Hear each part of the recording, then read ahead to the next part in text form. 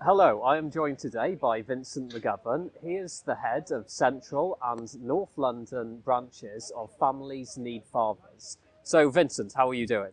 I'm doing very well, Ewan, and thank you for having me here. Excellent. If I can just add to your introduction that Families Need Fathers is a shared parenting charity, Yes, yeah. and I'm speaking here in a private capacity, but it's an honour to be invited to speak.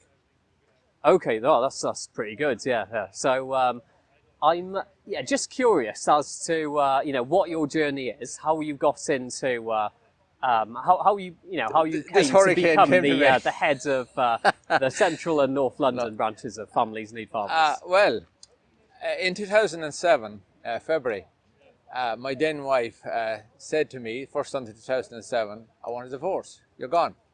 I never heard that word be spoken between us in 10 years of marriage in my life. And little did I know she had been parenting for years.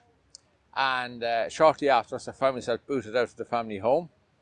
And my occupation for 9 years, had been as a primary carer of 3 children, 1, 2, and then 3. And that suddenly came to a stop. It's a wonderful vocation, but a disastrous career. She assured me that with the help of the local services, she would destroy me if I contested anything. And I assumed that the services were professional, gender neutral and partially professional. Well, I have to say that was an extraordinarily stupid belief on my part, but it's one that many people have. Can I just? Yeah, I think you're right. Yeah. So later in June, I suddenly found myself receiving over an inch of court documents. I had numerous orders. I had never been in court, didn't know about this taking place or anything like that. And booted out of the family home. At the time I was crippled with arthritis in one of my hips, waiting for a major operation, which was delayed. So I was living in a garage at my own house, which I had owned before the marriage. Fortunately, I owned that garage.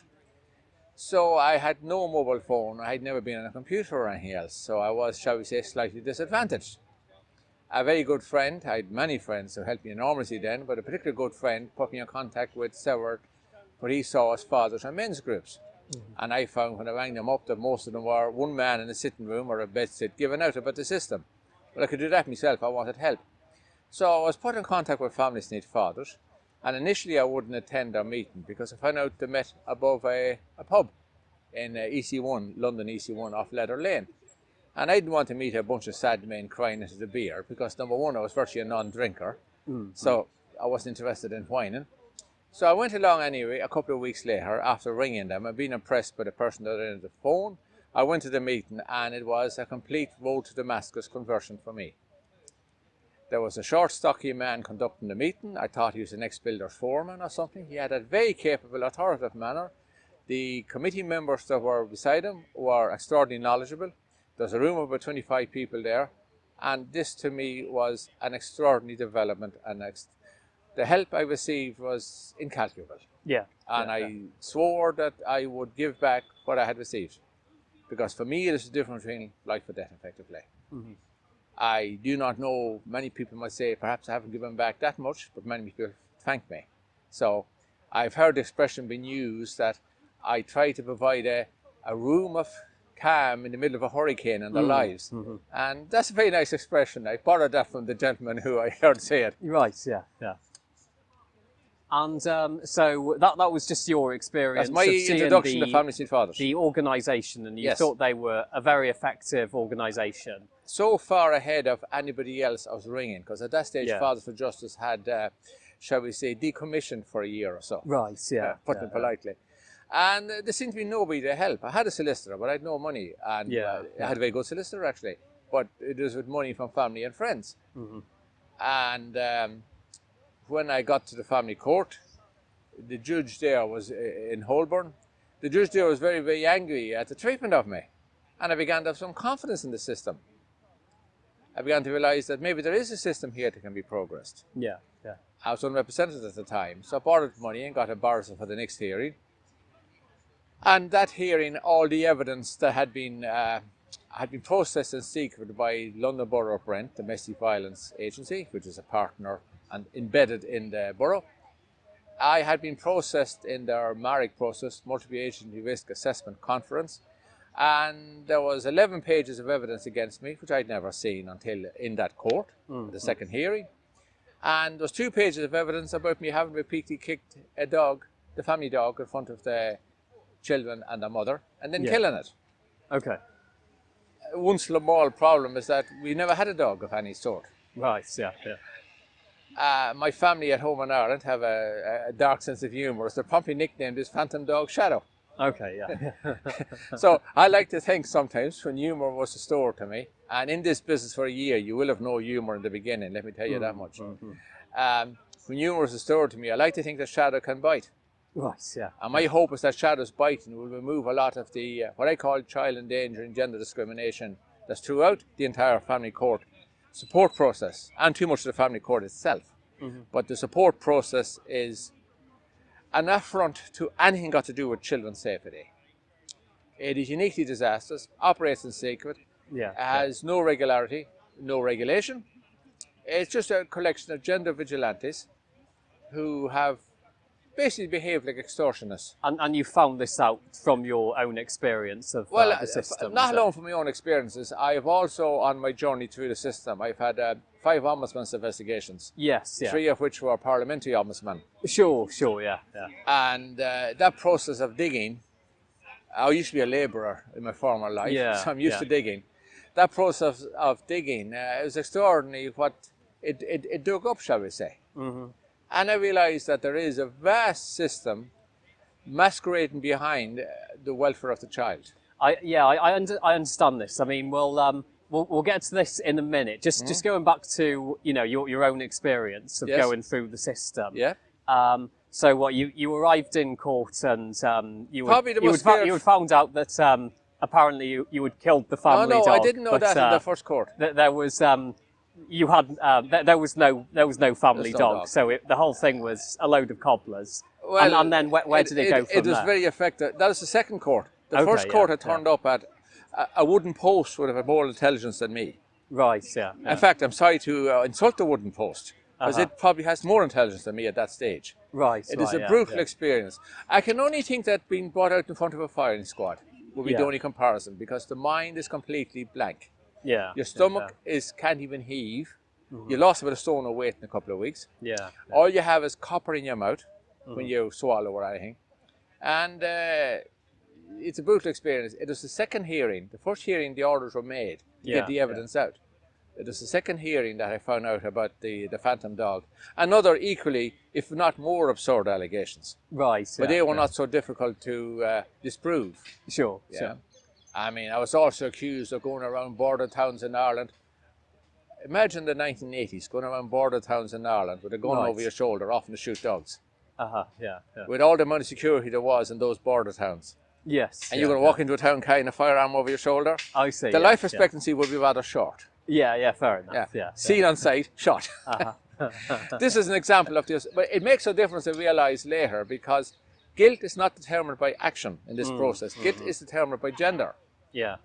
And the Brent Domestic Violence Advocacy Project, which is the partner and controlling agency in Brent, as it is for many other boroughs with a different name, a constitution and practice that will only help, I quote, because I got this under Freedom of Information, female survivors of domestic abuse. Yes, I'm curious to know how you did though with all of the allegations that were hurled against you, and how you then prevailed in the system. Well, there was about 7 hearings or 6 hearings before I got to what's called a 3-day finding of fact hearing. Yeah. And the allegations when they were brought out at the second hearing, the mother tried to distance herself from some of them. But they were obviously part of the process that had removed me from the family home for the care of the children. Bear in mind, while those orders that she had obtained ex parte, that means without notice to me, I didn't even know. If I had even waved to the children, if I'd seen them, I could have been arrested for breaking a non-molestation injunction. Yeah. That's an example of the draconian totality of the system. It's meant to protect the vulnerable. Of course, the protection of the vulnerable has become a sledgehammer to quite often attack the vulnerable, depending on gender. So after 6 hearings, I'd ran out of borrowed money for, even though it's very generously given, but costs are horrendous in the court process. And through family fathers, I had found a Mackenzie friend. And Kafka's guardian that's the Children and Family Court Advice and Support Service, was so antagonistic towards me, defending myself against the false allegations, because I had witness statements.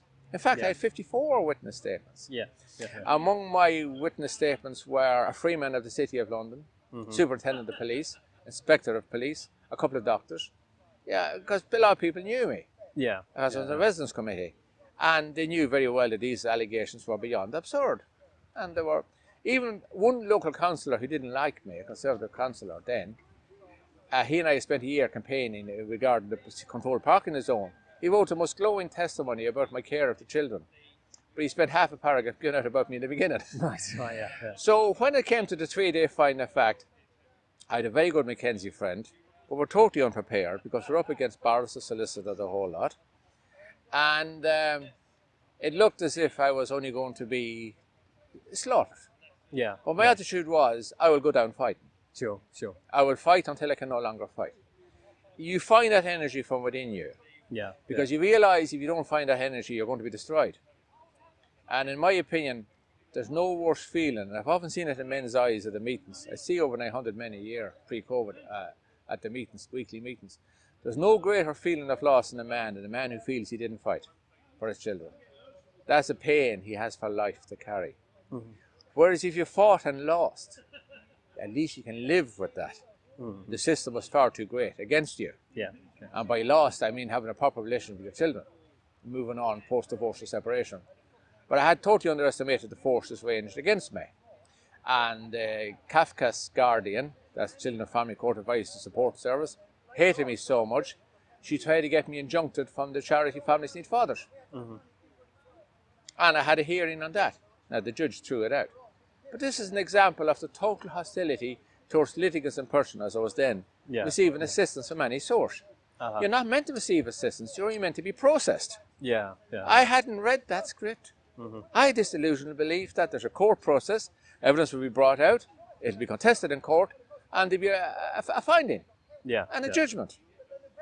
Well, that is what the court wants, but it's not what the system that surrounds the court process wants. So in the 3-day finding of fact, a blank page would have far more information on it than my brain had when that hearing started. But there's an excellent elderly circuit judge, a lady, and she had seen many frightened skeletons in front of her, ghosts perhaps. And I realised after a half an hour, this is a meaningful process. This is not just a cut and paste. This judge wants to get to the bottom of things. She wants to find out. So after about 2 hours, my brain, which had been absent since I got booted from the family home, it began to reform. I wasn't just depending on my Mackenzie, who I met through Family Need Fathers, which is absolutely invaluable and pivotal. I wasn't just depending on him to think of everything. I could now think for myself. I could think of what he had said and I could develop it. So there's a 3-day hearing and I was cleared of 90% of the allegations that were left in the charge sheet, shall we say, against me. Yes. The phantom dog had been removed as an earlier, had been removed and all the rest. I'm guessing there were some other pretty bad ones on there that absolutely. threw out.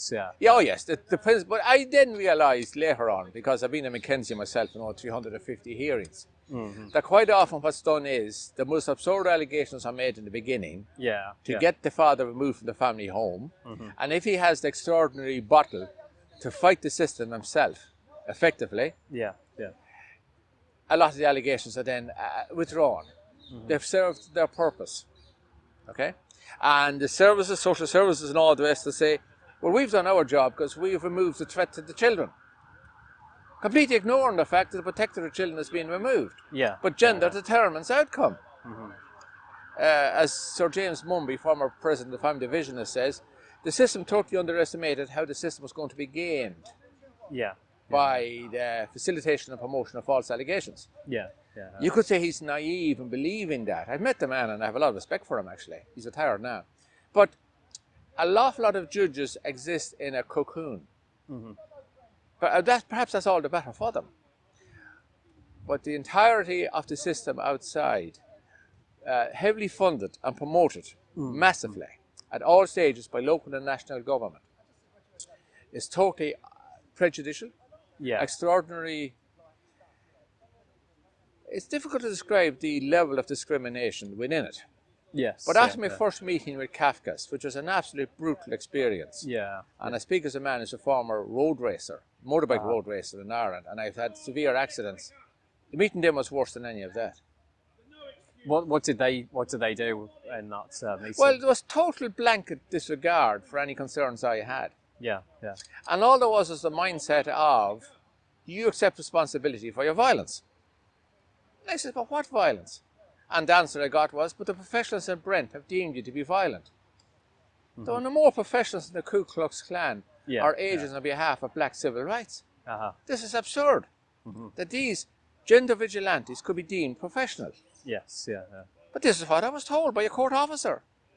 By two court officers, sorry. They were in tandem. And there weren't good cop, bad cop. There's bad cop and worse cop. So I didn't even get the good cop and the bad cop.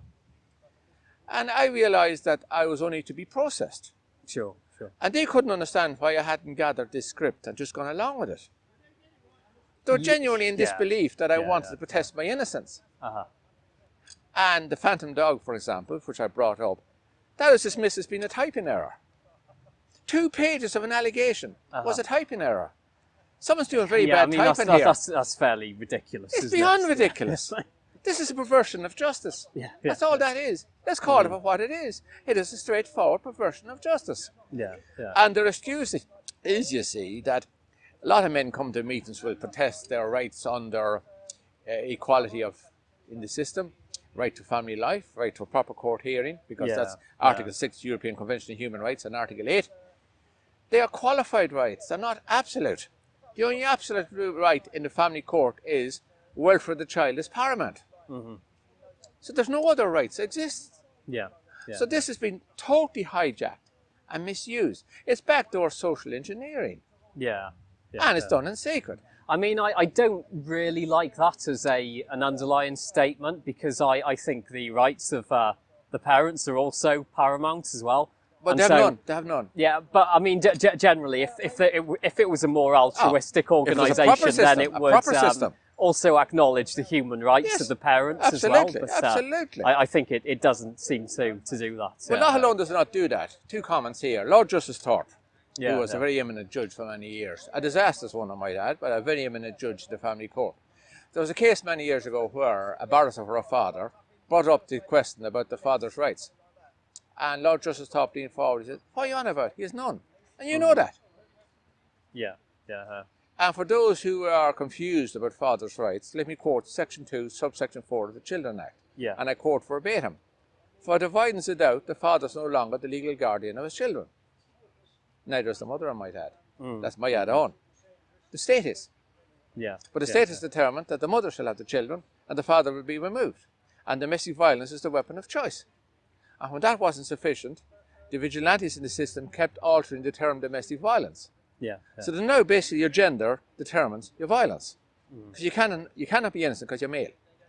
It's the bottom line.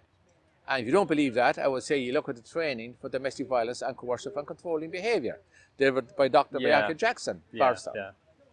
Just to move back to your, so how just the resolution of your story then, it was fairly decent in the end, the resolution. Well, the resolution was satisfactory, but then the finding of fact, the 3-day finding of fact was excellent. The judge really did get to the bottom of it. Now, I didn't come out as being a virtuous First Communion recipient. I have my faults, but 90% of the allegations I made against me, in fact, I think I got 9.5 out of 11 thrown out. That were against me. And there's only relatively small outstanding. And the allegations I made against the mother were broadly substantiated. I think it was 6 out of 8 were substantiated. And then the Guardian offered me an extra 2 hours a week contact with my children from a contact centre. After all that. Initially, what did you have for the whole of the process until I was weeks. I was for almost 2 months, and I could only see the children in a supervised contact centre. Which was, the children were traumatised. And so it was just for like an hour or two, and it was once every... It was increased from an hour and a half, I think, to 2 hours. The judge that managed the directions hearings did his best in the circumstances. At the time, I certainly didn't like him. Can't name him, obviously. But at the time, he did his best to manage the case and to keep me and the children in contact with me. But the 2 eldest children, who before that all they were interested in doing was winding each other up. They were then aged 9 and 7. They ended up spending 3 years in therapy because of the damage done to them. Now, I will never forgive the system that caused my children such harm. Sure. There is no mercy for me for a system that allows that, facilitates, not just allows it, facilitates and promotes it. And they were just traumatised by not seeing totally you traumatized and by by the whole having circumstances. to see you within the contact The centre. mother was later diagnosed bipolar, Yeah, for example. So like that answers a lot. She had been, from we got married, she kept a secret diary in preparation for getting rid of me. I had a shelf life. Now this is common in an awful lot of these type of cases. Most of the toxic cases, what's called parental alienation, the mothers have prepared for years. And sometimes the father too, no doubt. But that's only a small percentage. The percentage is 95 to 5%. So I ended up with a very good finding of fact, and then I ended up having to go through more hearings to get what's called shared residence, because then it used to be a contact order, contact and residence. As far as I'm concerned, contact is an insult beyond belief to a father, or a mother for that matter. Contact is what you have with aliens. It's what soldiers have with the enemy. You have contact. It's not what you have with your children. They're not an enemy, they're not an alien, and I'm not one to them. So I couldn't psychologically suffer this disgusting comment that my children and I can have contact with each other. Right, yeah. What barbarity. Of course we can, you know. But that was the terminology at the time. So I had 3 more hearings before I got shared residence, which the mother bitterly opposed and hired a QC. I was on my own with my family's father's Mackenzie friend. Yeah. And we got shared residence. Now, I take my hat off absolutely to him and the charity for assisting me here. I make no bones about it that they were pivotal. There were more people, different people in charge then and all the rest. And then, a few years later, the eldest child stopped seeing me, and I went to court to try and enforce the order. He was then aged 11, and I got an order saying that the order is upheld but will not be enforced. Right, yeah. And they're behind the Guardian, whom in the meantime had a parliamentary ombudsman investigation into, who recommended that the child not be seeing me, despite the court order. And absolutely no desire to understand why the child didn't want to see me. Had I hit him, beat him, shouted at him? Had I done anything wrong? No desire. So you realise the social engineering. Now it happens to mothers too. The primary factor what happens to mothers is in what's called public family law, where the children are just forced to be adopted. But it was unsuccessful. I had 6 years of shared residence with my 2 younger children. Sorry, a bit Courtesy of the courts. So I thank them for that. Right? I do thank them for that 6 years. The youngest was 3 when this business started. I've seen him until he was 9. Then he stopped seeing me as well. And Kafka's, once again, was so corrupt. And I use the word corrupt as in refusal to undertake their duties. Not as in accepting bribes. They're ideologically corrupt. Because their domestic violence programs that they love to refer fathers to, Respect is the organisation, only has that the father can be the perpetrator. They don't have one mothers, unless they're victims. This is like Queen Victoria saying, how could women be lesbians, when the homosexuality was made illegal in Victorian times. You realise what monstrous abuse of language and common sense there is here. But of course it's all hidden in the veil of silence. So I then spent a number of years not seeing any child really. And then the eldest came back to me a few years ago. He's now in university and doing very well, and him and I have a very good relationship, and he's lived with me at times and been on holidays together. But the 2 youngest I haven't seen for a few years. I can live with the fact that I have done everything possible to make it happen. I think about them every day, but I realise that many men have been destroyed by thinking about their children not seeing every day. And I'm not interested. I hate this system too much to let it destroy me. I will not accept it destroying me. No, fair enough. It's destroyed many people. But you picked the wrong clown here, as far as I'm concerned. Now, I was just to get a timeline on this then. So initially, after my last hearing? So after the first, battle through the family court system, that's 2007. That started. You then saw them for 6 years after that. 2 years of shared parenting with the 2 younger children. Not with the oldest one. The oldest one stopped seeing me within 2 years of the order. Right. But I had 6 years with the 2 younger children. Sure. And I am grateful for that. Yeah. Let me yeah. emphasize, I am grateful for that. But then after that, that's when Yeah, she started this- using more parental alienation strategies, and it all started again. And then you didn't get to see the Well, it's the two complex children because after that, the was it? girl who's the older, the middle child is a girl. She was living with me then, and then she split from me altogether on Father's Day. So I can't say parental alienation was a factor there. Okay, That'd be yeah. untrue there. Yeah. Yeah. But there were issues so profound from the damage done to the children in the family court process that the children are damaged. When they got to teenage years, I was warned by the therapist that the daughter particularly, there'd be major problems. And I thought, another spoofologist, but they were right actually. The major problems. So I can't blame the mother for parental alienation there. That would be unfair in that context, right? But the youngest son, for no reason whatsoever, he just gradually developed over a few weeks an extraordinary hatred of me. Yeah. Yeah. And I realized, and this happens often at around 9 or 10, when the child begins to think they're thinking for themselves. Of course, the thoughts have been put in there over time. Yeah. Yeah. So that I would put down to parental alienation, yes. Sure. Yeah. Yeah. But he's now, he's almost 17. I haven't seen him since he was 9. Right. Yeah. Kafkas, the new Kafkas officer, described him as being approaching teenage years when he was age 9. Uh-huh. Think about it. Age 9, he's approaching teenage years and able to make his own decision. Now, she was so incompetent once again, despite knowing the parliamentary ombudsman investigation against her predecessor. Yeah. I got another parliamentary ombudsman investigation into her. I mean, they are a joke organisation, but so few men are prepared to fight them. Yeah. Effectively. Yeah. This is the central disaster. There is no opposition. Lots of people claim about the money they've spent in court. So to go back to my court hearing, And just to 8 years, of court. Just one more thing about the case. So if I may, before we get into other stuff. So I mean, what now you have a good relationship with your eldest son. Only. I've none of the other two. But not with the other two. Not the other two. I get them presents every Christmas and birthdays. Yeah. All is well. Yeah. But there's no relationship. Okay, sure. So I live with that. Fair enough.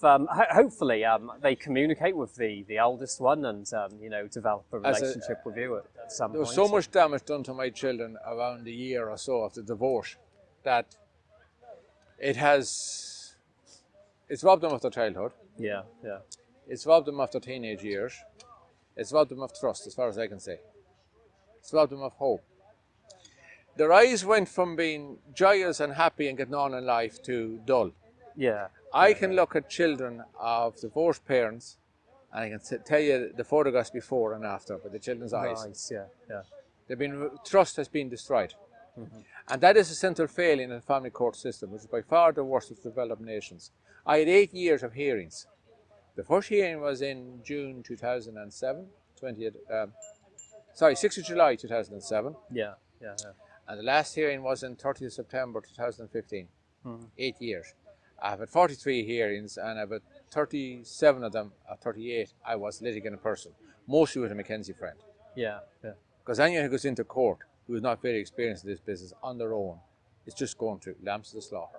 Far too often. Yeah. Because the opposition, the counsel, the barrister, the solicitor for the mother, the Kafkas officer will meet you outside and you're like a bull going into a bullfight. They will stick the spears in you. So you are all prepared, you have your whole story and all the rest, and they will completely derail you before you get into court. Yeah. You get into court, and what you want to talk about doesn't happen. Yeah. It's railroaded. You give very, very limited opportunities, far too often, because the courts are far too busy. And it's a disastrous process with the worst outcomes for children of the developed nations.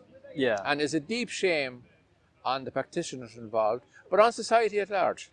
It is a deep shame. Fair enough. Yeah. That includes me. I'm part of society at large. And then just in terms of what you did after that, you then moved to, you started helping out with the organisation. Oh, well, from 2007, when I started attending the meetings, after a few months I was asked to join the committee, and they then had a very strong committee in Central London branch.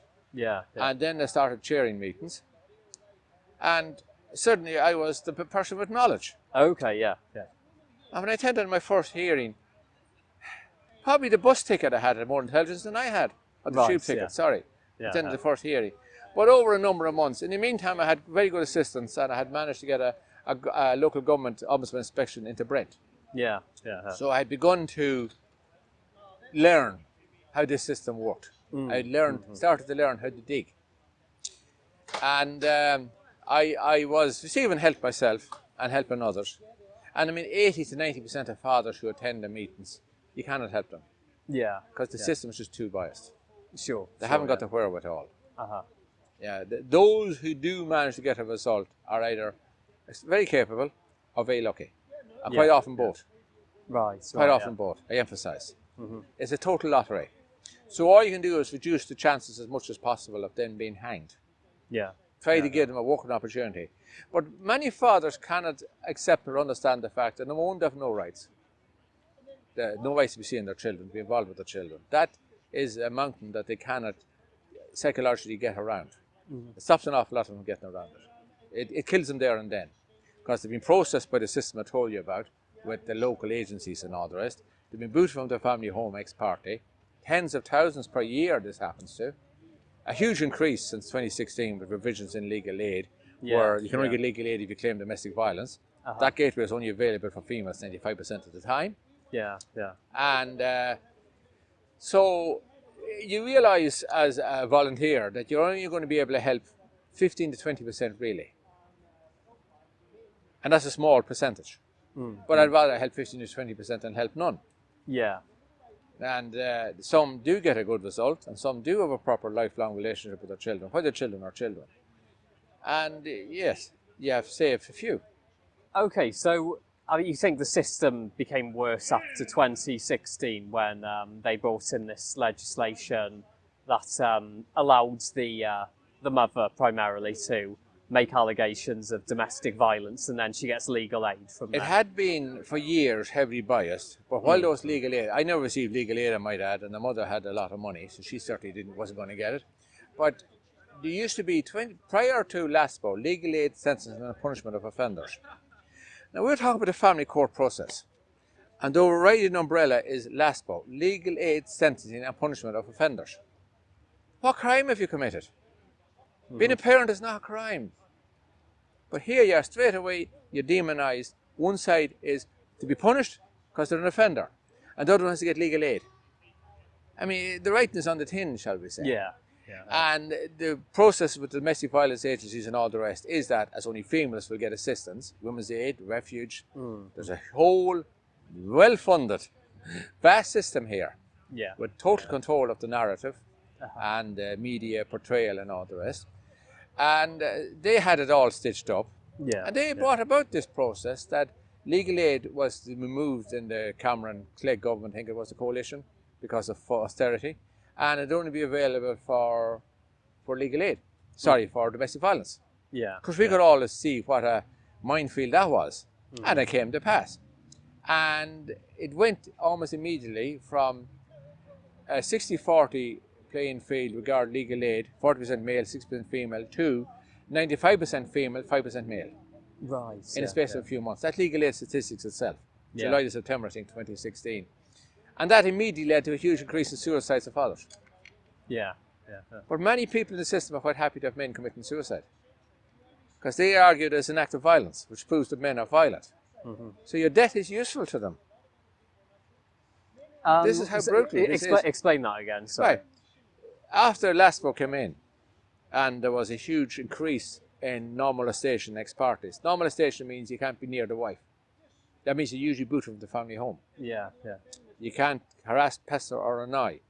Right? So if you send her a happy Christmas, you're looking at 3 months inside. Because you've broken your injunction. If you ask how are the children, tell them I love them, you've broken the injunction. It's almost impossible to not break the injunction. Right? And so you can be arrested and then thrown in jail. Oh, absolutely, for doing that. Yes. It's breaking an injunction. Now, depending on the police officer you meet, and don't forget they have this positive powers of arrest. Now, I've never yet been arrested myself, to my astonishment. Right, But I've never actually been charged with anything, or cautioned for that matter. Well, that's another story in itself, the caution. Never been, let alone convicted of anything. But the vast majority of fathers who might have to come to us have never been cautioned, charged, or convicted. They're innocent people, or innocent people in society. But the vast majority of them are too poor to afford representation.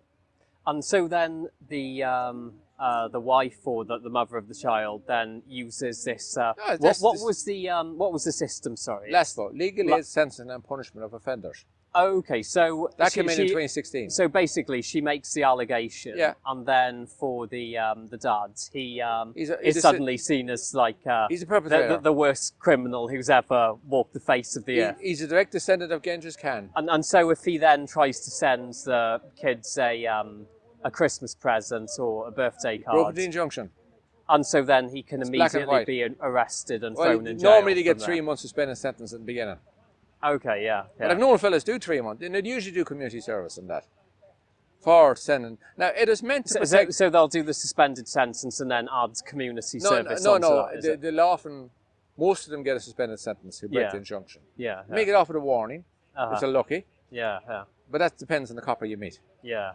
And that really does depend on the copper you meet. Some of them get brought to court and they get a suspended prison sentence. Right. I know a few of them have done community service for that. Now, of course, this is meant with the best of intentions. It's so draconian, isn't it? But it is meant with the best of intentions to protect vulnerable mothers from brutal fathers. Yeah. And of course, that does exist. I'm not for a second saying there's no brutal men. Of course, there's brutal men, and there's mothers brutally beaten and abused. But the system has become a perverse that the most brutal of mothers are brutalising innocent men. Yeah. Far too often. And the system is that they have to go along with it. This is the system. It then owns them. I've known situations where mothers have tried to withdraw the allegations. Yeah. And they were told that because you made these allegations and you're now telling us that they weren't made or they're not legitimate, when the very system that assisted in making them up for the statements for the normalisation ex parte in the court and all the rest, she's then told that we'll have to get social services involved in looking at your children. So of course she's not going to protest anymore. She's just going to go with the system. She's no choice. So what's the rationale there? So she's made the allegations. She's been and encouraged now and assisted in making the allegations via their private meetings. Initially they do that, and then she makes the allegations. Yes. And then afterwards she says no. If she wants to withdraw them in court, and she fears the court process, and as a decent judge, she starts to ask some questions, and if she wants to withdraw the allegations. Yeah. I have known, in my personal experience, 4 mothers, where I was Mackenzie friend for the father, tried to withdraw the allegations, and the Kafkas officer involved in the case has told her that we'll have to report you to local social services. Questions about your ability to parent your child or children. So what's the rationale for that? They now think that she's lying? You do not screw the system. No. I have a process. Yeah. And she has decided that she wants to opt out of this process. Right. You're not allowed to opt out. Yeah. That's not an option. They own you. Yeah. Right? She has made these allegations. They have been assisted in making them. Yeah. Right? For example, the one about me killing the family dog. Yeah. There was a leading question on that, which was, has the father ever been known to abuse animals? Right, yeah. So, of course, the mother's thinking, well, hang on, I haven't got enough, because she was told she hadn't enough evidence to get an ex parte application against me. Sure. So, of course, she had to add it up. Yeah. So, suddenly, there's a dog invented that I've repeatedly kicked and killed. Right? So, this is the process with a lot of these mothers. Quite often, this is a war on working class people, I emphasize. Yeah. The war on poverty is a war on poor people. There's no intentions of removing poverty. It's quite happy to keep it there, I might add. Middle class upwards, there's far less of these agencies involved because they got the funding, they got the system around them. They can fight the system far better. But in the working class people, the working class communities and that, it's open season on them. And they are just to be processed. And I've known situations and I've known mothers who had the children taken into care. Because they made allegations, they couldn't back it up. And then the system, they're taken into care. So then they tried to withdraw the allegation, and so then they have the investigation by social services against them. And the children are taken into care on occasions. And then some of those mothers are coming to me for help. Yeah. Because they're so desperate. But you see, once public law becomes involved, I'm not involved in that. I have no expertise in that. They only have my... Now, there's no doubt, of course, that some forced adoptions are necessary. There are mothers who are crackheads, heroin addicts. And so it's Kafkas who threatened to send the case to social services, is it? So? Not officially. Okay. They'll be talking to the mother outside the court. No, it'll not be in writing. No. This is a criminal organisation far too often in application. Yeah. Because any organisation that's meant to protect children that has a perpetrator program that's only for half of parents. That is not protection of children. Yeah. That is toxic gender politics. Backdoor social engineering is all that is.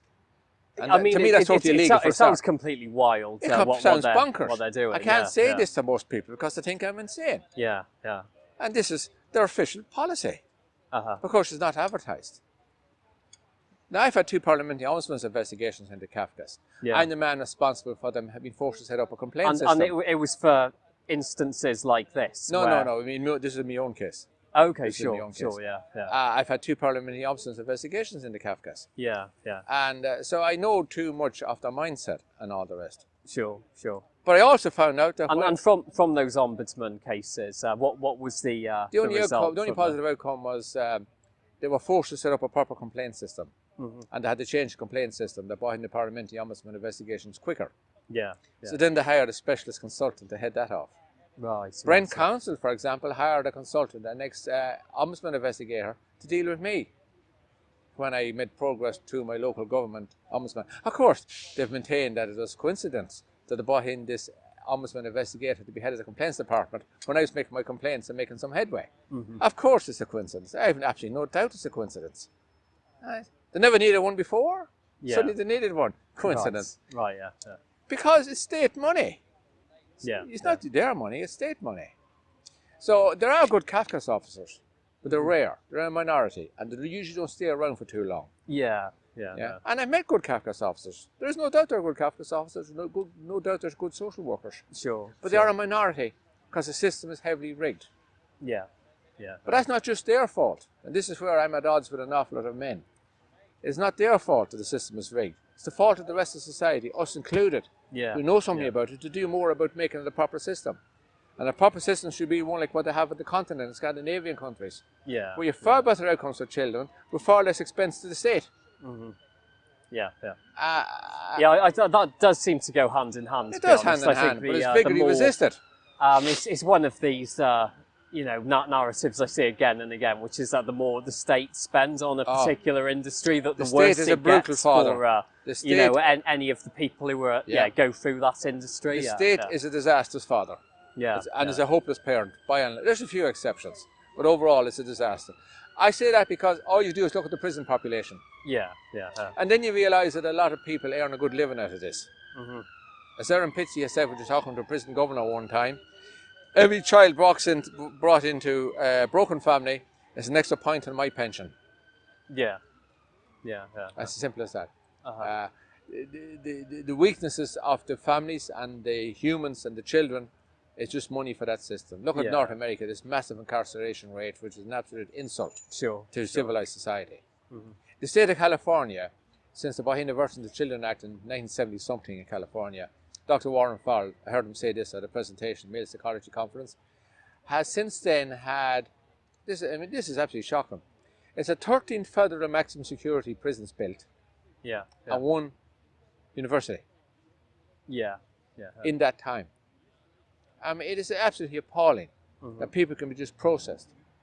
So that is where I have an extraordinary hatred of a system where you're just a cog in that system. Once you're in it. If you're not in it, you're lucky. But my anger is not so much with the system, it's with the men, far too often the men I might add, who know about the system, complain about it, and do nothing about it. Who go through it. The system, get burned by it, do nothing about it. Once they're done, once they're okay, then they leave. Or they're not okay and they leave anyway. They're smashed, the majority of them. That is my anger. For allowing a system that says that because of allegations, untested in any court of law, assisted and promoted by government-funded agencies. This is the equivalent of black men reporting the Ku Klux Klan for help with the civil rights. As a man, you're automatically denied access to these services anyway. Most police stations have a large poster of domestic violence with a woman getting hit and all the rest. They're positive powers of arrest. I know lots of situations where men have been attacked by their mothers and have phoned the police, and the police have come out and arrested the man. I've heard of which is ridiculous. Stories pantomime. Well, I know of a solicitor who was a fellow committee member in Central London branch. That happened to him at his house. The mother visited him at his house drunk. Left her own house, came to his house drunk, started a row with him, He tried to phone the police. Sinead bit his thumb off, damaged his nerve to this day, scratched the side of his face like two railway tracks, 4 lines. She called the police then on the phone. He was trying to call them on because he was bleeding like hell. Yeah. He gets arrested. This is a very capable committee member and a solicitor. I can't mention his name. That's the police, the way they're dealing that's with their mindset. domestic And they call it violence as positive well. powers of arrest. I mean, just to focus on this Kafka situation again. So initially, the mum speaks to them. Nearly all of us. She's persuaded to go down the domestic violence route. This is domestic. Kafkas are only if you get involved in the court process. Yeah. Kafkas are not involved until you're involved in the court process. Right. They're court advisory, Children's and Family Court Advisory Support Service. Yes, yeah. And I know the High Court judge responsible for the letter S support. But initially she's it's the domestic violence agencies to... at the local services, local councils. Okay, sure. Oh, it's there that is the gateway. They're the gateway. Right. But Kafkas work hand in glove with these vigilantes. Yeah. And in my case, they describe them so as so it's the local council who... Oh, absolutely. They're the ones who persuade her to go down the agencies, the domestic violence agencies. The initial allegation and of the domestic solicitors violence. harvesting this with yeah. domestic violence. There's lots of solicitors who just hover around these domestic violence agencies sure. to hoover up the vulnerable. Right. And they assist. Yeah. And so from there she gets full contact with the child, and usually no, the father's thrown out. He's thrown out. He's thrown out, so she has total contact. Yeah. So then she has to protect all sisters. Protect. She's the vulnerable parent. Sure, yeah. And all the government funded systems are to protect her. Yeah, in my own case, there was a red alert against me with a helicopter on standby if I was seen near the family home. I mean, you'd say in most of these cases, it's families who are fairly poor. So, the majority, middle class downwards. Yeah. Because there's only one home, whether it's local authority or private or whatever. Sure. And whoever gets the children gets the home. Yeah. It's very simple. And there's no concept of shared parenting really in this country. Well, I mean, would you say in a lot of houses, it's the mum who's on kind of welfare payments anyway, and so she's living in... No, a lot of them are... There is that, certainly, absolutely, there is that, all right. But they are not, I would say 2/3 of the people who come to us for help, the mothers are not in that category. These are people trying to work. Yeah. In what's called the gig economy, maybe. Sure, right? Sure. Working endless hours or whatever. So it's not just the high-rise towers, what some people call chavs, a horrible term. No, that is a section of it, of course. But they are, with those people actually, the fathers normally don't try to be involved because they know they're not going to have a chance. Right, yeah. So they leave quickly. Yeah. It's the fathers who've been involved in rearing the children, who've been living in a stable relationship.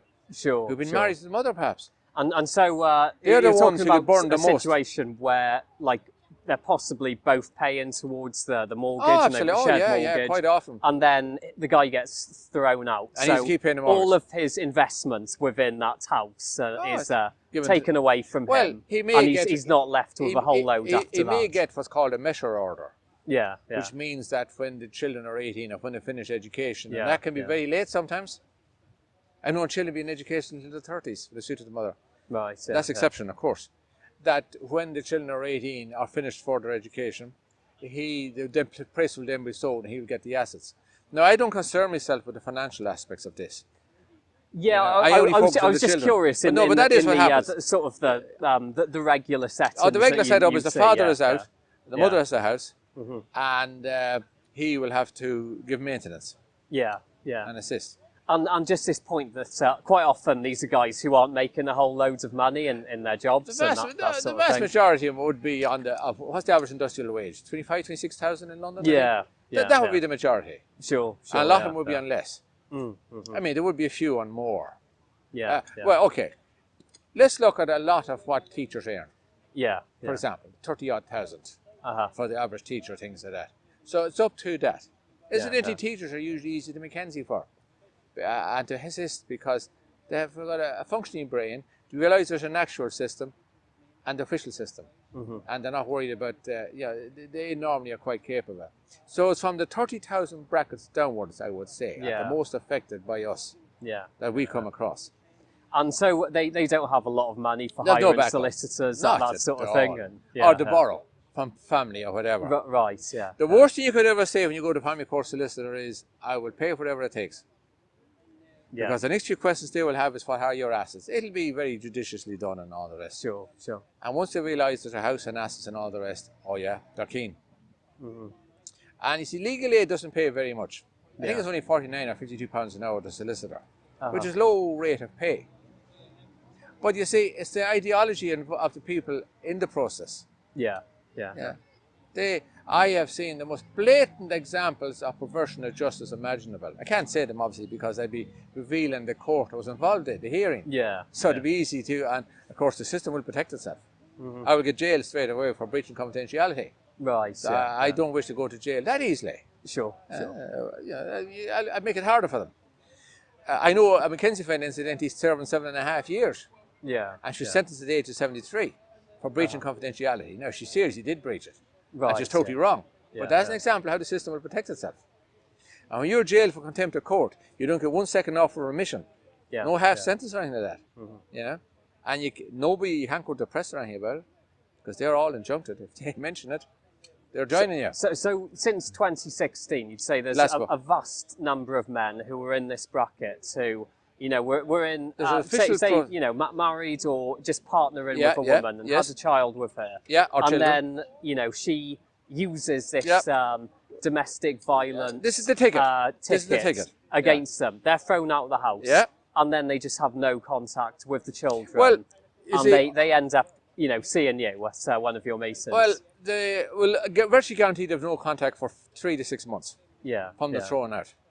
Because from the application is made to court until it's heard. And that depends on the first court you come to. Is it proactive and is it willing to restore contact? Right? That's usually in a contact centre. Now, I'm a graduate of a contact centre. I have a lot of time for them. But sometimes they cost people a fortune. Mine didn't, because Brent were forced to pay it by the council. Yeah. By the court, sorry, by the court. So thank you to the court who ordered that. I would like to name the judge, but I cannot, obviously. Right. However, my appreciation of that. So I'm a graduate with a glowing report from a contact centre. Yes. But to go and see your children in a contact centre who you haven't seen for a couple of months, you don't know whether they're going to turn up. Yeah. You've no idea. You know, it is like going to a firing squad. Sure. Because you don't know who the children you've looked after for 9 years, every day, changed nappies, looked after them and fed them the whole lot, because there's a primary carer. Yeah. They were your second skin. You know, I didn't have a mobile phone during all those years, because I didn't want the children to compete with a phone to talk to me. Yeah. And as far as I'm concerned, when you collect the children from school, that's their time when they're young, primary school children, or in Key Stage 1. They want to tell you about their friends or whatever. That's their total time with you. After that, then they might go off doing something else or whatever at home. That's it, Mar. So the average father can't be prepared for 3 to 6 months of not seeing the children whatsoever till the first court appearance takes place. Yeah. Now, officially, it's meant to be a return hearing within a couple of weeks. Well, yeah, officially. But that often doesn't happen for a wide variety of reasons. Right? The wrong address is given to the court. That's a common one. So sent to a former address the father is at. Or something like that. Now, this is so common as to be. And sometimes there's no return date on the ex parte hearing. He's making an application to the family court, which takes about 3 months before he gets a hearing. So that's 4 or 5, 6 months down the line. Yeah. By then, the children have got a burning hole in their heart because they miss you terribly, and they have no assistance. They're not being assisted in remembering you positively, shall we say.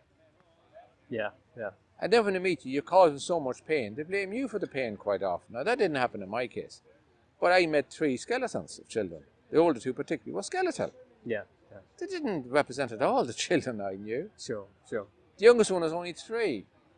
And he couldn't have come near me for 20 minutes. He was just sitting with his head down. Yeah. And I thought, I've lost them. I mean, a brutal knife wound in the gut. But I have 2 children. So try and get this relationship restored with them. Closely monitored by a social worker who was very professional, credit for sure. And after 20 minutes, the youngest one came along. I emphasise he was 3 and a half. He came along with a changing nappy, a changing mat that I had in the contact centre, and he threw it in front of me. Because his last memories were me changing his nappy. And we used to have a game of tickle. Yeah, because you're changing a nappy, you must make it a bit of fun. It has to be done. And he wants to go back to that in his mind. Nice. I hadn't time to cry over it, you know. But he wanted that is his memory of me and him at tickle time. That's how he used to call changing the nappy.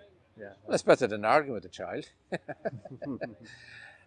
But many fathers, I have seen fathers totally broken outside a contact centre, weeping softly around the corner because the children didn't turn up because they had a cold, or the car had a puncture, or she's late for the train, or there's no limited excuse. I've also heard of situations where Kafkas officers have been at, it's been supervised contact by I've them. had that myself. And then they make up fairly heinous lies about Well, what the extreme happened example during the there meeting. would be Jonathan Copeland, Okay. where a Kafkas officer called Susie Smith.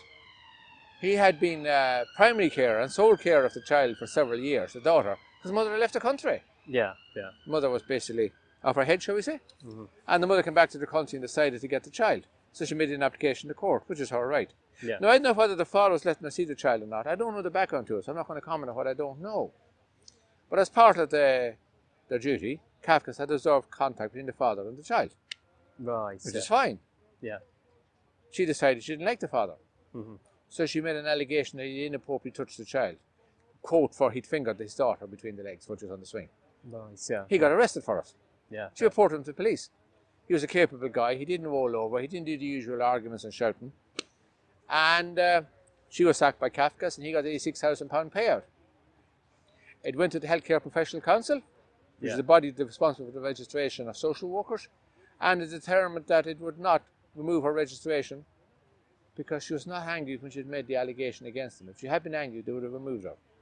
She wasn't angry. She wasn't angry. So because she wasn't angry, she didn't. So she was sacked from that particular she was sacked as a Kafkas officer, but she's still a registered social worker. Right. And still working as a social worker. So this is the system protecting itself again, as you pointed out How before. could you? This is Machiavellian. Uh-huh. In fact, Cesare Borgia, who wrote Machiavelli, would have been proud to come up with that. It would have been another feather in his arrow. Right. Yeah. This is on. You can Google Susie Smith, Jonathan Copeland, and you can see the report of the Healthcare Professional Council. You read it yourself. I'm not saying anything that cannot be checked out. Yeah. And it is horrendous. And he was the child's sole carer. For years. The mum had mother been had left the away country. and just came back and then challenged for custody. Yeah, But, well, I don't know what she challenged for, so I can't comment on what I don't know. But she made an application to the family court. But presumably some Presumably, custody or yeah, some contact. yeah. Yeah. And now he had been given the child a court order years earlier, is my understanding, from recollection. He hadn't just booted the mother out and kept the child. He got the child by court order years earlier, is my understanding. And don't forget, an awful lot of fathers rear children. It's just not generally acknowledged. It seems odd then that he would even be he'd even have to go to a contact centre. No, he wasn't a contact centre. The Kafkas officer wanted to observe him during contact with his child. So he brought the child to a local play area. Okay, sure. No, he wasn't in a contact centre. Right, Let's be correct there now. No, fair enough. No, I didn't explain it clearly enough to you. You are 100%. You haven't been through this process, so it's difficult. But I mean, he was the child's sole carer anyway. Yeah, by court order for years. I mean, what? Just presumably as a just as part of their Process. evaluation, they observed it's called a contact Section between 7 him, report. and then use that as a way of then making this. Well, that's the allegation. worst example I know. You initiated this particular section about the Kafkas making the allegations. Yeah. Now that's the worst one I know. Now I emphasise I have seen Kafkas being very professional. Yeah. Right? I emphasise. I will always defend some of them. Sure. But the body politic is rotten to the core.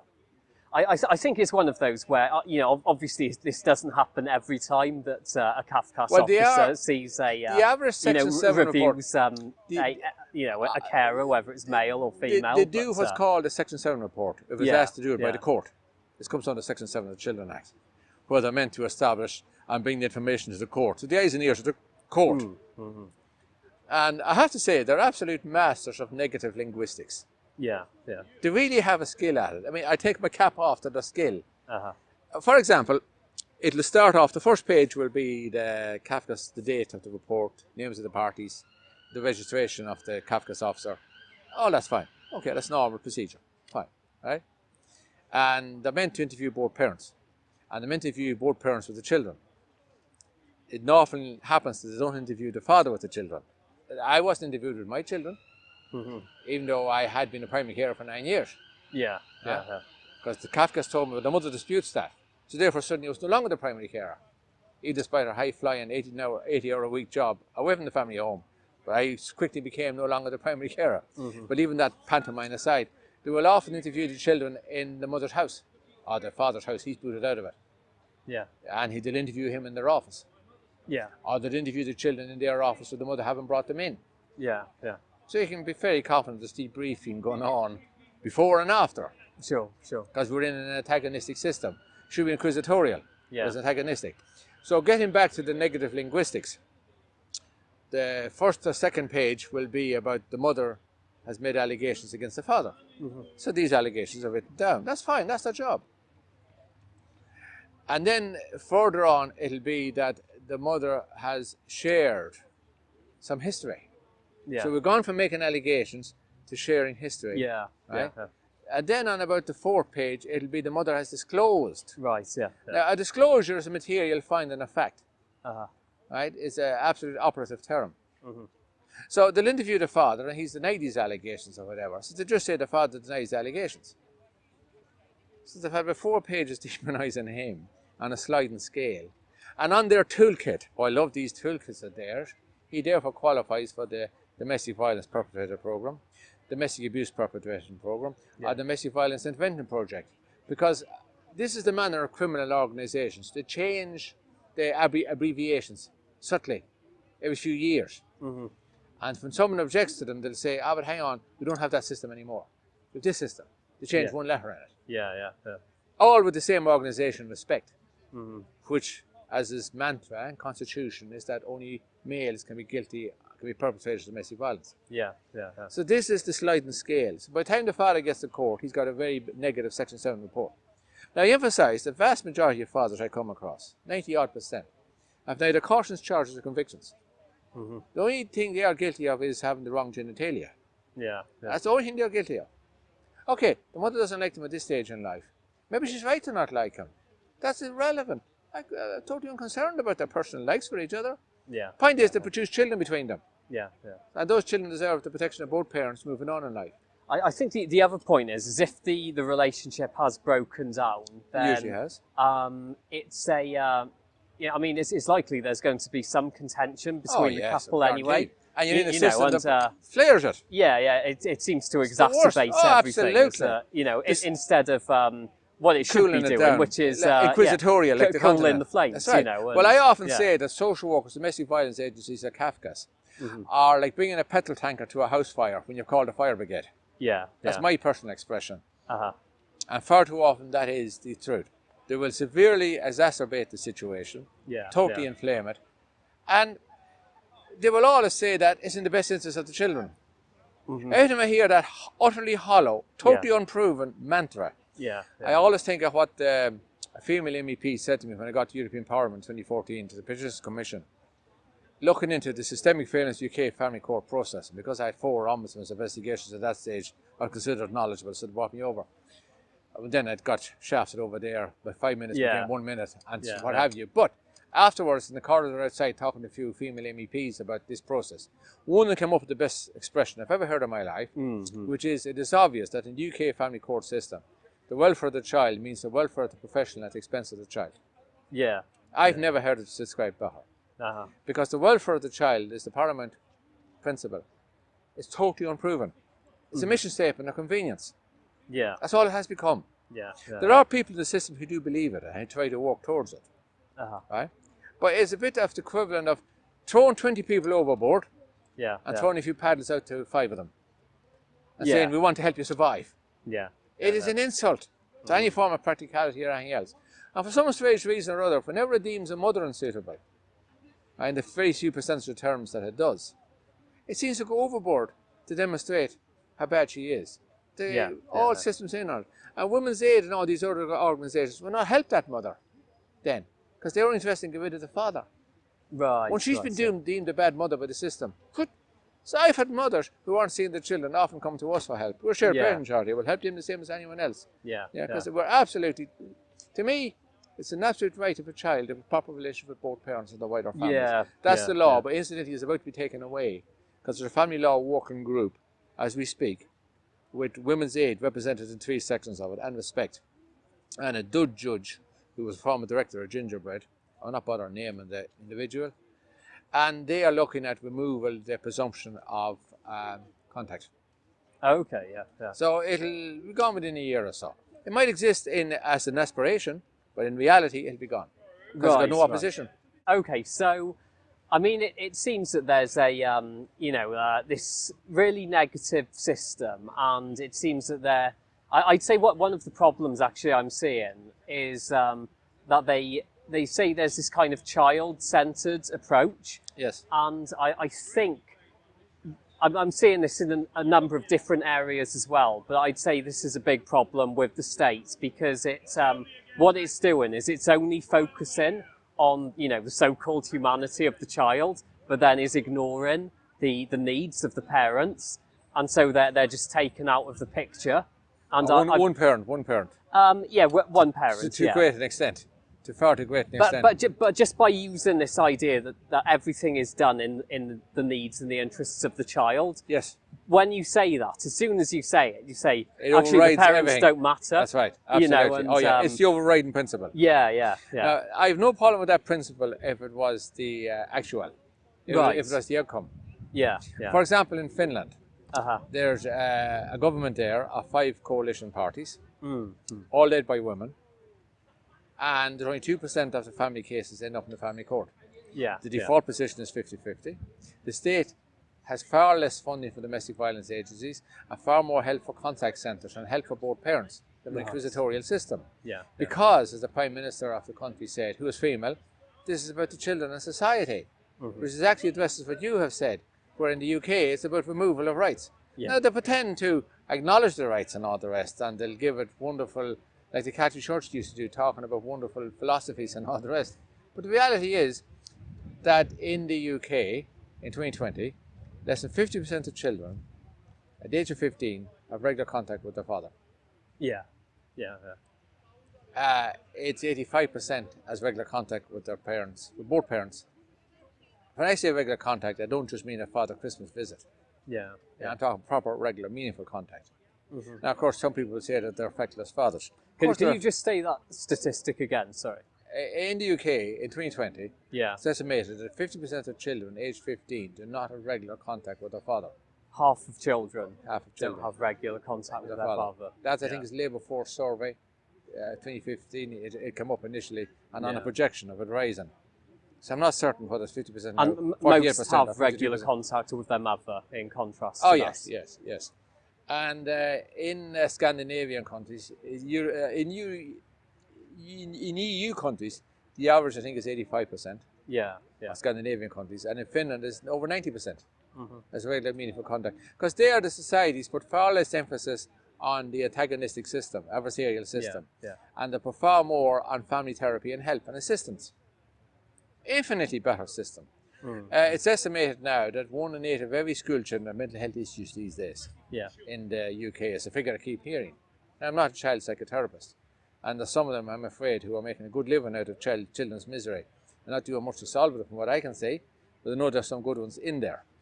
But as an example of how disastrous the system is for children, the vast majority of children automatically sense nowadays that when the father's moved from the family home, that's it.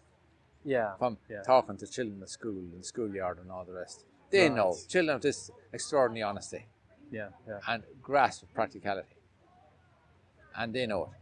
And they just become sullen and start acting out, particularly in the teenage years. Girls become pregnant or whatever. Boys become stupid, get into the drug gangs. They're there to be recruited. There's no father to protect them. On the subject of father protecting children, during the Rotherham scandals and all the rest, when there was the child grooming, fathers were arrested trying to protect their daughters.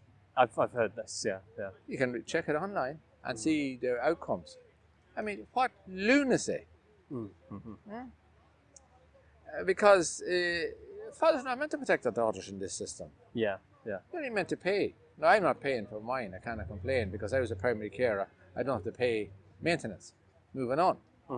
So I love all these female MPs talk about the gender pay gap. Well, at the same time, insisting that men keep paying women. I mean, talk about perverse. Perverse is the nature of this business. It gets strikes to the very heart of it. It came about from good intentions to protect children and mothers. There's no doubt it came about from good intentions. But the Inquisition that led to the burning of so many people at the stake started off with good intentions as a theological quest for absolute knowledge. I mean, it's they say that, and I mean, like presumably, you know, the intention of any system initially was good, but Yes. It's quite clear that there's fairly deliberate perversion of that Absolutely. system going Subversion, I call it. on. And and you know, so I think there's this part of it. I'd say it seems to be this war against parents generally. Oh yeah, unquestionably. Primarily fathers, and they've Yeah. obviously used this. Yeah. Particular strategy of saying that the dad is The engaging in DV is the domestic gateway. DV violence. is the shield, it's the gateway, it's the railway. Sure, It's the sure, railway. If you look at the amount of non-molestations obtained ex parte after last vote came in, legal aid sensitive punishment of offenders, in some areas there's a several 100% increase. Oh, totally untested allegations. Yeah, With only one party having access to the agencies. yeah. I mean, this is the 21st century in the UK. It's Yeah. the G6, G7 nation? G7, it's one of the G7 nations. And you have this, and yet you have all the people doing the Black Lives Matters about the discrimination faced by them in the past. Yeah. And it's the exact same discrimination nowadays, with almost 5,000 men per year committing suicide. And you have 4,110 was the figure actually in 2016. It increased 300 plus after last vote. Yeah. Well, what's the surprise? Yeah, it's gone up in the last few years, hasn't Yes. it? The number of men who are And killing yet the British themselves. Psychological Association resisted a psychology section for men for decades. There's one for women since I think, maybe 1983, I'm not certain. Yeah. They refused one for, and 1,280 psychologists voted against a section for males. And it came in, I think, in April 2019. So the police discriminate against you if you're victim of domestic violence. The local services, the National Domestic Violence Agency, totally discriminatory. I know, I asked them for help. Just as I asked the Brent Domestic Violence Agency for help. I mean, my stupidity was laughable. Honestly, I was so ignorant and stupid. I often look back and have a great humour. Yeah. My belief that there's a fair and just system and you can present your case. Sure. But, you know, it's a... And what and sort then of the help were you, psychologist... what help were you asking for? Well, the at mother was time? putting savage pressure on the children and me. Yeah. Which decided to get rid of me. And I wanted help from the professionals to protect the children. We were adults. I figured that the courts would sort us out. But there's these three children. She was a very intense, high-flying career woman. And someone had to look after the children. And here they were having all sorts of problems because of the abuse she was heaping on me. So I thought, let's get the professionals in, get some help. Yeah. No, I mean, that's like asking crocodiles to be prison wardens. You know, like, So the my professionals stupidity- weren't so helpful as it turns out. Well, you see, they totally rejected me when I asked them for help. And then when she asked them for help, she was immediately brought in for private meetings. Right, yeah. She was the primary earner, I was the primary carer. Yeah. They are not interested in who looks after the children. Their version of a warped ideology, and it is a warped ideology. So that was their process. And my intention is, while I live, I would seek to get rid of that process. Yeah. And get rid of what I call child endangered gender discrimination and bring in gender neutral and partial professionalism. Yeah. Or in other words, make them do their job properly. Protect Sure. children. Sure, yeah. You want to make it simpler. Or, as I sometimes say, how about equality? Yeah. Yeah. Is it a horrible term? Well, I mean, I'm just not exacerbating the situation. Not inflaming it. Some level of professionalism. But it's and, increasingly getting worse. You know, yeah. In the number of years I've been involved, among the changes I've seen, particularly since 2013, have been Practice Direction 12J, where the father is a litigating person can't cross-examine the mother. That's been reduced. Coercive and controlling behaviour, that came in. That's been a major factor now in the family court. LASPO, well, I've already talked about that. And within another year or so, you'd have the presumption of contact being removed. In effect, mightn't be removed in legislation, but it'd be removed in interpretation. There'd be a tweaking of the law. With the coercive controlling behaviour, which they're applying to men, which I sort of find they're doing this quite frequently. I find that quite funny. It's because mainstream in the family court. I generally find that you know, women are quite often the ones who use coercive and controlling behaviour more within a relationship. But the gateway agencies are, remember? I mean, when the courts themselves own agencies, agency providers, are only that only males can be perpetrators. and only females can be victims. Yeah. Females can only be victims. And with that particular strategy, I guess what they're doing is they make it easier for her to make one of these types of allegations. There's a process, I mean, it's a gravy train. But basically, it's easier than creating a violent situation, because if she says this, then it's given legitimacy. Oh, totally. And then they can say, oh, well, he was being coercive and controlling. Yeah. Therefore, it's okay for us to deny him contact. That's right. And she doesn't have to then make up him actually being violent or something. So what's it makes the definition it easier of coercive for and her controlling? It's interpretation, entirely subjective. But only one gender, 95% of the time, has access to the gateway agencies. And the laugh of it is, they will always say they're doing it for the protection of the child. When, in fact, as the brilliant William Collins has established, from serious case reviews and from coroner's reports, Women's Aid campaigned very hard that the presumption of contact be removed. And they wanted that men make an application to family court was coercive and controlling behaviour itself. Right. So trying to see your children is coercive and controlling behaviour. Okay, yeah. And William Collins dug into this because they're making the big inroads with all the mainstream media backing them and promoting it, that there's 19 children killed during court-order contact with fathers. When in the same 10 years, 332 children were killed, the majority by the mothers. Right. But they didn't publicise that. Yeah. So they're now trying to bring in legislation that if a father, or the interpretation of legislation, that a father makes an application to see his children, is coercive and controlling behaviour. So with that one, it was basically when fathers were trying to obtain contact with their children during that court process. Application. That is coercive and controlling behaviour. 19 kids were killed. In the previous 10 years, the Women's Aid did this survey. And let's not mock statistics, as Oscar Wilde once did. And they cherry-picked and demonstrated 19 children were killed while during court-order contact with their father over the previous 10 years. But they omitted the fact that 232 children were killed in those 10 years, the majority by the mothers. It was massively skewed the other way. And the mother was far more likely. Well, this is where we keep getting the figure of 1 in 3 children, 1 in 3 women are victims of domestic violence. And when you demonstrate to them that this doesn't happen in the UK, that's worldwide. Right. So it's whatever suits. It's a warped, sickening ideology. But it's got massive funding, billion. I mean, Aaron Pitch is absolutely correct. It's a multi-billion fraud industry.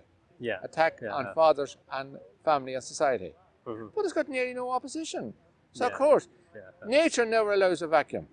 And I mean, just to like what you were saying before, with the negative impacts it's having on the children, I'm seeing a lot. I think that there's there's a severe risk the children will develop mental health problems later on in life as a result of not having contact with their dad, their mum, whoever. Because if children have been involved with both parents for a few years, right, they have that automatic instinct and love for both parents. Now, I'm not talking about violent or lunatic parents. There are some parents who shouldn't be seeing their children. It's a very, very small percentage, but there is a small percentage. So I'm not obviously saying every parent, because I'm usually accused of this. Right. That I want every parent, even a murderer. Well, the person who says that obviously is a warped mindset in the first place. And they happily support parental alienation because they're against shared parenting. So I happily remind them of that. But children have this implicit trust when they're growing up with a family unit. That's their world. And the world is shattered. It's like a mirror that's cracked. And then that section of trust stunts their emotional growth later on. There's lots of psychological evidence to demonstrate that. I'm not a child psychologist or a psychiatrist, but I do know this from attending workshops and the like. And it demonstrates that a part of that child's emotional development is blocked because the trust has been shattered.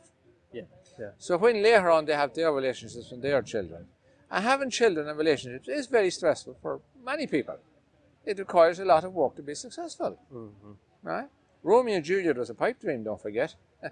Well, I mean, those children themselves, they go back to this default mechanism, the triggers, the PTSD as I call it. Sure. They have that from their childhood. So how could those damaged people be more ably equipped to deal with the problems they face later on themselves? As Aaron Pittsey says, intergenerational. So the cycle repeats. But to the professionals in the system, hey ho, extra income. They're not there looking for the income initially, but it's a byproduct.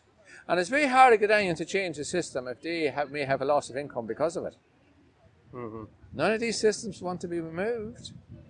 Yeah, it does seem at the same time, all of these systems are kind of working together as a way of increasing. It may not have been deliberately designed their own size and their own scope and so on. It's the same people all the time. It seems to me, you know, one of the other things we're seeing is that more kids are going into care generally.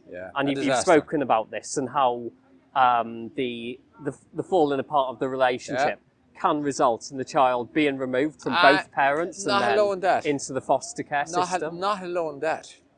I've known several situations for mothers who were in care themselves, then later on had the children taken off them because they had been in care themselves, which rendered them inappropriate parents. Because they hadn't, I mean, this is Kafkaesque. They're just repeatedly processed. Now, some of these mothers I've met, they may not be the world's greatest mother by a middle-class social worker standards. But all they need was a bit of help quite often. I'm not talking financial help, just a bit of emotional and practical help. I know a woman, I can't mention her name. So the idea there is because they were raised in the care system, that's right. They're not suitable to be parents themselves. Being a natural parent themselves, and so their children have to be taken away. I don't know the bigger figure, obviously. But I know several mothers this has happened to. I know a woman who had 2 children when she was in her 20s. She's a very small woman. I obviously can't name her.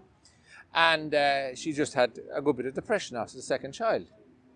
Well, after what she's been through, she's extraordinary to have managed. I consider childbirth the greatest achievement possible by humans, I might add. And I used to run marathons, so I know a bit about effort. I consider that I know you. It's worse than your average marathon, then. Absolutely. Okay, absolutely. And I know you're an experienced marathon runner, so I'm talking to knowledge. But the first one particularly, the second and third may be easy. Sure. But leaving that aside, so full credit for women for wanting to give birth. I mean, the greatest respect possible for them. And I know a woman who had depression. The baby blues is quite often called postnatal depression. And I would swear that about 20% of the men who come to us with a child that's less than a year, the mother is just quite often depressed.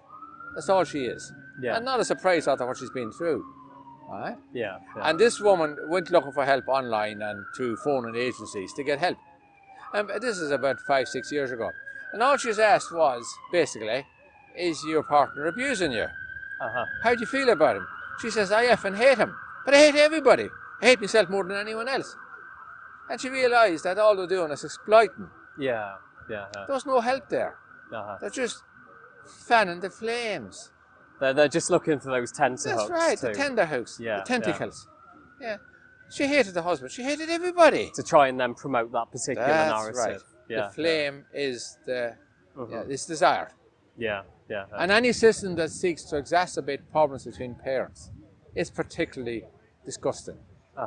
And at the very minimum, I mean, in my dream world, not only will a lot of these systems be defunded, the personnel within the agency that got this funding should be liable for repaying it back to the taxpayer. And their answer should be taken on the same as any other criminal. Right? To me, once you set out to deliberately alienate children from a loving parent for no good reason other than ideology, you are a child abuser. Let's call it for what it is and stop weasel words. I mean, weasel words is such a common narrative here. Okay, I'm badly educated, so I can't do the posh language a lot of them do. A leaving certificate for me meant I could leave Ireland. That's my understanding of that's my certificate of academic achievement. But to me, there is absolute child abuse taking place on a widespread scale. Within the UK, as we sit here now, particularly in the working class communities and in the poorer communities. I think the results, what we're seeing generally is, you know, the general picture is absolutely appalling. So we're seeing more children who are generally growing up within the welfare system. Also more who are being moved into foster care at a very young age. More committing crimes at a younger age. We're seeing marriage rates, they're falling apart. For working class, they don't exist. So they're middle class upwards. So far fewer people are getting married now as well. And I mean, birth rates too, they're going down as well. Well, among sections of the population, not all sections. I mean, there were situations where I grew up in Ireland where 6 and 10 children families were not unusual. I went to school with 10 parent families, 10 children families, not 10 parents. And one family of 14. Yeah, yeah. Now, all of those children have done very well, and Yeah. they grew up in what we now call poverty. We didn't know this poverty then, Yeah. because they always had food on the table, Yeah. and both parents worked, and the mothers were very happy and proud of their children and their achievements. I mean, they were giants, those people. Yeah. But before contraception and all the rest was widely available in Ireland, too many women were prisoners of their womb. Yeah. And I feel sorry for those who were. It must have caused massive problems for them. But there's meant to be... That was sort of the mentality, of back then yes, as well, that's right. wasn't it? But we're talking 40, 50 years ago and more. Yeah, It's all changed now. Uh-huh. But now you have this toxic gender politics where contraception is readily available. Nobody thinks twice about contraception. Everybody has access to it. And the vast majority of work can now be done by either gender. When I was a young person growing up, women couldn't drive trucks and buses. Because before servo brakes and servo clutches and all the rest, and automatic gearboxes, you needed a leg like an elephant to double the clutch and all the rest. This is reality. You try driving an old British Leyland truck from the early 70s, I like to see the average person turn them around without the power steering. Now a 7-stone woman can drive. Full marks to her, let her have choice. If she wants to do the work, fine. But why is there no choice for a father to remain involved with his children post-divorce separation? This is my whole argument. This artificially construed gender toxic politics, which only benefits the ideology of those within it. It seems to be massively anti-family, Savagely. massively anti-marriage, anti-children, anti-everyone, basically. Yeah. And it is making the mothers domestic slaves. You could say that there were economic slaves. You could say that there had been domestic slaves, but don't forget, they were the matriarch. They were the head of the family unit. Everyone knew in Ireland, in the Irish countryside where I grew up, the man was boss of the land. She was boss of the house. And she determined what happened on the land. But nobody questioned this. There used to be a joke in Ireland. I've often seen fridge magnets and all the rest. And it's a good joke. And a lot of jokes, many a good word is spoken in jest. And the comment is, don't speak to the man in the house of the boss. Nice, Like, that's fine, because the two people were bringing their best to their individual abilities to the family unit. Right? I benefited from that myself. My parents are still alive, fortunately. And I mean, if she's got 10 or 14 children, then it's a bit of a major operation, the family. It was, absolutely. Well, a major operation feeding all of them in the first place. So he'd better be a pretty good worker. Now, there were a few failures, of course, and all the rest. There were a few men who weren't very good workers, and there were a few that boozed too much. But they were the minority, and they were held in contempt. Because the first thing you expect to do as a man, a common expression I used to hear from women when I was young was, he's too useless to be able to provide for a woman. Nice, You had to be considered capable of providing for a woman. So a lot of men who weren't going to get the family farm immigrated, took the boat to England. Because if you didn't have a farm, how could you provide? In the countryside. You weren't going to earn much money as a labourer. So she was looking out for herself and her children, and she was right. I'm not arguing. But now, you see, look where we are now. The meal ticket for life, the domestic violence argument and what have you. You get rid of the father, but you have the benefits. You have the financial benefits. Far too often. Where's the equality there, and where's the welfare of the child? I sort of, I mean, I don't see, at some point I see the system snapping, but I think it's just on this downward spiral at the moment. I doubt it. Within the next 5 years at least. I mean, my personal hope is that there be no reason why, when my book is published, The War on Dads and Children, whenever it gets published, it's been delayed for 3 years. Martin Dobby's supposed to get it published, hasn't happened so far, so I may have to do something myself shortly. My hope is that within 5 years, the UK can match the EU average for children, post-divorce and separation. And within 10 years, match the best. Now, we're not talking blue sky theory. We're talking just matching what's already established practice in neighbouring countries. They are not our enemies. There has been a war since the Second World War in this section of Europe, even side the Balkans. Right? So, but when I mention this, all I ever hear is, but the welfare of the child is paramount. Right, Well, this is a complete mockery. I mean, this is just what they say to everything, isn't it? It brushes people off. And politicians are easily brushed off. I mean, the Labour Party is totally against shared parenting because it's run by hardline gender vigilantes who will name and shame any man who gets up in Parliament. The last man in Parliament who got brave about it was accused of being a rape apologist by Jess Phillips, George Galloway. He brought in an early day motion for shared parenting, that this House recognised that men who have not been convicted of a crime and all the rest should have a proper responsibility with their children. Brought in by him and Matt O'Connor, Fathers for Justice. I think he got 104 or 106 MPs signing it. I said he's a bit of a maverick MP. That shows that there is a deep desire. But of course it went nowhere. And shortly after, she's an ex-MP anyway, well, ex-member of the Labour Party, because there is no room in the Labour Party. The Tories will just go whatever saves money. Yeah, yeah. Liberals, let's not waste time there, because it's just, it's time wasting talking about that. So I think practically, I mean, the two major things you'd bring in would be shared parenting and also meaningful shared parenting, and also just get the whole domestic violence way of thinking. That this idea of then getting what was it? Legal aid from making allegations about domestic violence. Obviously, just get all of that taken out. Yes. Obviously, anyone who is a criminal should be brought through criminal courts and processed. Yeah. Obviously, anyone who is a criminal. But these are not 95% of the fathers I come across have never seen a criminal court. Mm-hmm. So why are they being treated as criminals? Why are they subject to the greatest punishment you can have apart from capital punishment? The eradication of your children. Now, there's very seldom orders saying you can't see your children. They just don't enforce the orders. There's 98% failure in enforcing their own orders by applications made by fathers. Mm-hmm. So here you have a system with a 98% failure to enforce the orders. And it says, these orders are made in the best interests of the children. Usually have to cost them tens of thousands of pounds. And they say that the welfare of the child is paramount. Where's the proof? Their own actions completely give lie to that expression. But there's no political movement behind it. Mm-hmm. There's no men's movement. There's no shared parenting movement. Family Seat Fathers is doing its best. A lot of people say, I have no great respect for the national charity organisation, let's put it that way, but I'm not going to wash dirty linen in public. But I always say, who is doing more? If you want to protest about them, or Fathers for Justice, okay, fine, protest. What are you doing more yourself? Mm-hmm. Well, I'm looking for an excuse. They come up with all these convenient scapegoats. That is, whatever you want to pluck out of the sky, and the vast majority of men just walk away because they can't deal with the failure.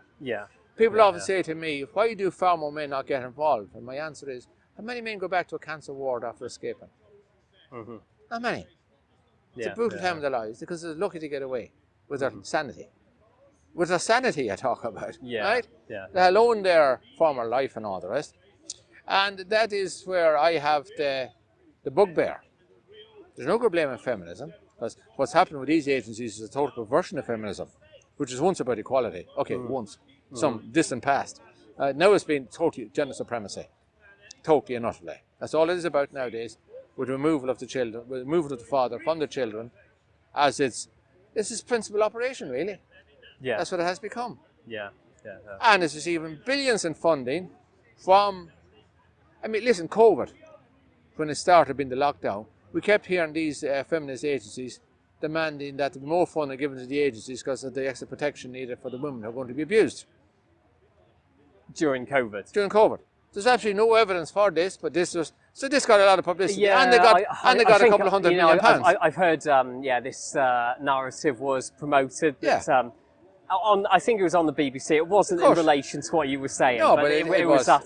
It was used. There were these women who were at home in an abusive environment. That's right. And because so these of the agencies lockdown, got a couple of $100 million they more. then needed extra protection. Nobody from various asked agencies. how many of those phone calls to that agency was from his own representatives. Nobody asked that question. I know that there are some women being abused in lockdown. The men doing it should be in jail, and vice versa. Right? Let's see emphasize there.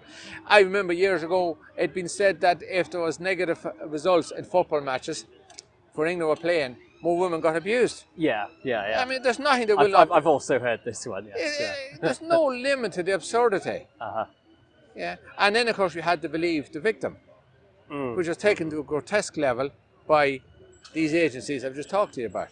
Where of course the victim obviously believed the victim after a court of law and proper process. It's not so good when someone just makes an allegation because they're known as a complainant at that time. They're not known as a victim at that time because you haven't established what happened. For example, the Prevent Domestic Violence Advocacy Project, this came about from Freedom of Information via my MP, Member of Parliament Barry Gardner, Brent North.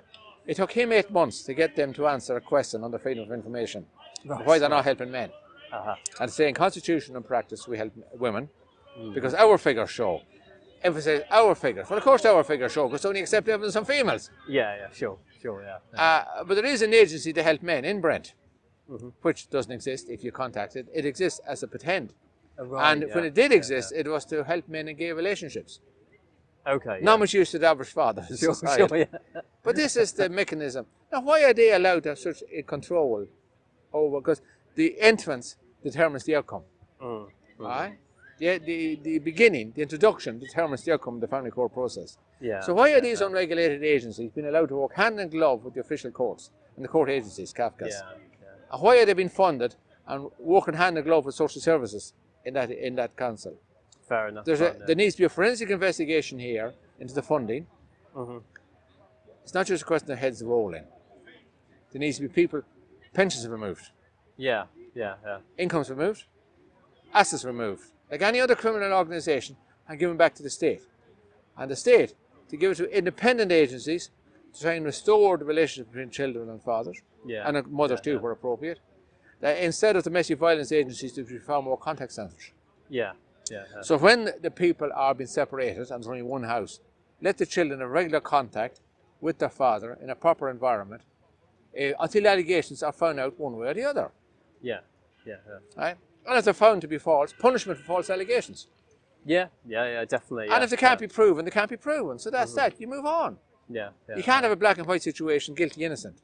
I mean, I agree with you. I think generally, you know, it's appalling that we're pretty much doing in the UK in terms of looking after children and parents in these, you know, post-relationship breakdown situations. We're doing worse than any other country in the developed world. Worse. And you know, I think it's absolute tragedy, and there does need to be a push by parents, by everyone really, society. And you know, and the whole society to actually try and do better when it comes to this. And all they have to do is match the outcomes of the neighbours across the English Channel, which is not the world's largest ocean. Sure, I mean, I was recently in hospital with a broken back. I fell from a ladder. I should learn to go up them properly and stay up there.